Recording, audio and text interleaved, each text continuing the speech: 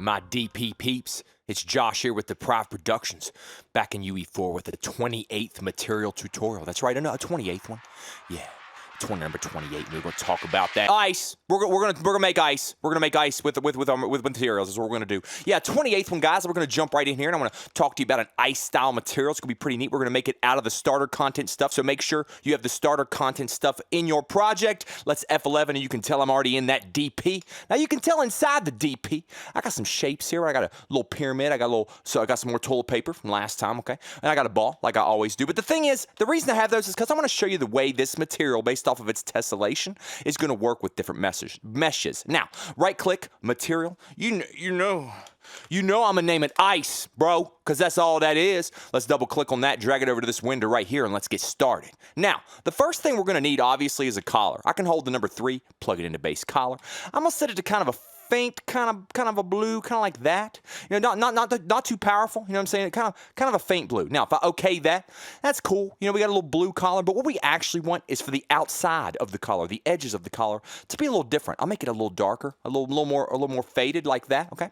I'll hold the number 3 again. Yeah, I'm gonna get another one. But this one's gonna be a little brighter. Right? I'm gonna move into this range, move it up a little bit like that, make it a little more white. You know what I'm saying? A little brightness in my life. Okay. I'm gonna hold L, okay, because you got to get that lerp, bro. But where are we going to lerp it in between? Well, that's where we need that Fresnel. And you guys probably remember a couple times us working with this bad baby where it affects the edges of the mesh. So what I'm going to do is I'm going to plug the Fresnel into my alpha, the darker color into A, the brighter color into B, and this into our base color. And now, what you're going to see is obviously it has a little bright little ring around it. Okay, you see the little ring there. And again, you can make it a little more obvious if you want, a little brighter like that. And make this one a little darker if you want, a little more faint like that. I'm just getting picky. But the point is, you do that how you want. Set your colors the way you want. But there you go. Make sure you can see that line, kind of make it glow, kind of like ice would, right?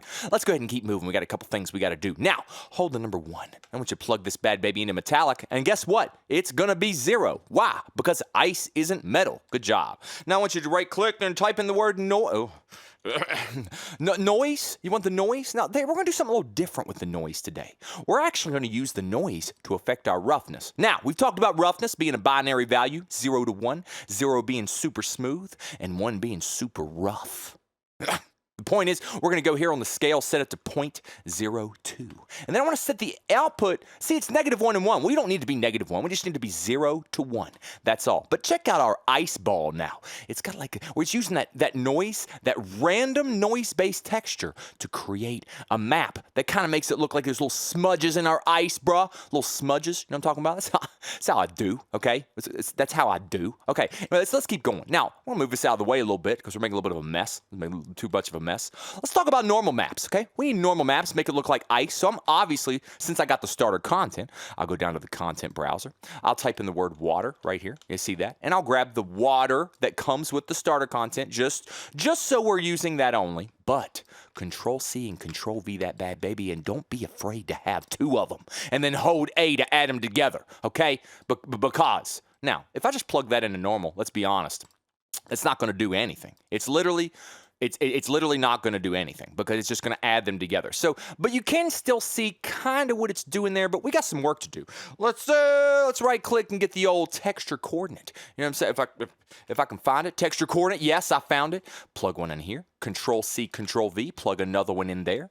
Let's set this one to 4x4, okay? 4x4 there. And to make it different, set this one to 2, just make it simple, 2.5 by 2.5. Now, adding those 2 things together, we're going to have 2 separate normal maps that kind of layer over each other. And again, you can barely really see them, but they are there and they are helping. If I unplug it, you can kind of be able to tell that it's missing. But again, it's not, yeah, I can see that it's not there. And if I Control-Z, it plugs it back in. Yeah, sure, I can see it, but it's not that strong. Now, we've talked about making the normal maps a little stronger. Yeah. Hold the letter M, get yourself a multiply node if you can find the letter M, because if you can't, you're in big trouble. Hold the number 3, get a collar. And what we need to do is take our value that we've created out of this add. Before we plug it in, let's multiply it by a collar. Well, you're thinking, well, what collar? I'm going to tell you right now, 3 in the red, 3 in the green, and 1 in the blue, which means we're adding more of the red and green, which is the height, and less of the blue, which is the flat. And what do you got now? A much more normal a much more powerful normal map, or more strength in the normal spot area, okay? It's normal, bruh, not abnormal. Don't be afraid. And we're gonna keep going. We got a little look though. We got a little start. It looks more like water, and that's what we're gonna start messing with now to make that look a little bit more like ice and not water. We're gonna touch the old material here. If you touch it, click on it. You just click on it. Don't touch it. They go down to default lit here. We're going to go down to something a little new. Go to subsurface here. Now, what the subsurface collar is, if you see that open up right here, it's basically, like I said, a subsurface collar. It's exactly what it says. It's kind of like if you're looking at the edge of certain things, or the back collar of it, if light is reflecting on the other side or through it. And sometimes you can look at a mesh in the light. It's green, but then if you go to the back of that mesh, it's black. But you may want that to have a green glow or a blue glow. Well, that's where it's going to get serious, bruh. We're going to grab this Fresnel because we need that Fresnel. And I'm going to Control-C and Control-V and just leave the settings the way it is, the normal settings here. Hold the letter A for an add and plug that into a collar. So hold the number 3. Now, I'm going to make this collar pretty sweet. I'm going to get in here to the blue, and I'm going to make it blue. You know, I want that to be colorful. I want it to look nice. Okay, it's a pretty powerful blue. We're going to layer it on top of our base collar. So boom, let's grab this right here and plug it into our what's it called? Subsurface. I keep wanting to say subdivide. Apologies, but still. Now you can see that based off of our Fresnel that we used, adding it, and it's using the white on top of this, layered together. And again, if you unplug the base collar, you will see a difference in the tint. This really helps it, I think. But feel free to toy with that. But the point is, now we got kind of a glow. You know what I'm saying? The shadows kind of look, it looks more like ice. It literally just does. And you can see, I'm pointing at the screen right now. I do that all the time. But the roughness on the sides of the ball, kind of the normal, the noise working the roughness there, making it all purty. You know what I'm talking about? Now, we need to do one more thing, so go ahead and touch your material one more time. Scroll on down while you're touching it. Now go down to no tessellation. We need flat tessellation. We're going to work with some tessellation, bro. Hold the number 1. Make that number 1 a number 2. And plug it into tessellation multiplier, bro, because you ain't scared. Now all we really need to do is work with our world displacement, which is basically what we're doing with the tessellation. The tessellation multiplier is like the resolution of the angles, I think. I know I typically set it to a higher number, and it looks like the triangles, the spiky spots are smoother. It's basically just multiplying that tessellation. But you need a lot of faces on your mesh, so remember that. I'm going to show you here in a few minutes. So let's get what we need for our tessellation. We've talked about tessellation before, bruh. We're going to need them vertex normals. You know what I'm talking about? That's exactly what we need.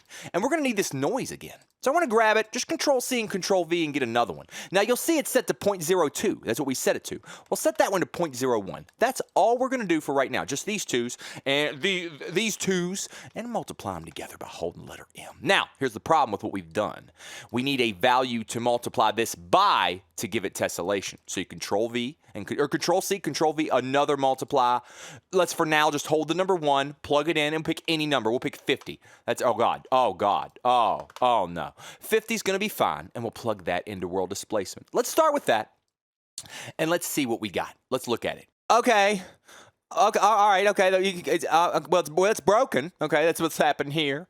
And the thing is, the tessellation is actually doing it. What I want, look, like the outside of it's all kind of white, using that subsurface and that Fresnel, pretzel. Okay, so here we're going to add a little to this. We got some work to do, bruh. I want to show you a couple things. Watch what I do here. I'm actually going to, instead of multiplying it by the number 50, I'm going to hold the number 3 because we don't want to control every angle tessellated. I only want the Z to be affected. You're like, well, how do we only affect the Z? Well, remember that RGB, hold the number 3, get a collar, plug it in. RGB is the same as XYZ for blue. So if I put that 50 on the blue, let's see what happens now. Okay, that's what I'm talking about. We got a little up and down. We got a little up and down, backing around. Put your hands in the air or something. But the point is, like, we got it going up and down. Like, the tessellation only works up and down. You can see the normal. Now it's starting to look like a little ice ball. But there's one more thing I want to do here, and I actually only want this ice to come off the bottom. You're like, well, bruh, I mean, 50 is going to go up and down, ain't it? That's not no more after I get this clamp, okay? And what I'm going to do is I want it to go down, which is negative, right? So I'm going to go to my clamp, and I'm going to set the minimum to be -1, but the maximum to be 0. So now it can only be affected on the bottom of the Z. Does that make sense? Does that make sense? Did I say that right? Did I do it? Let's look at it. Oh!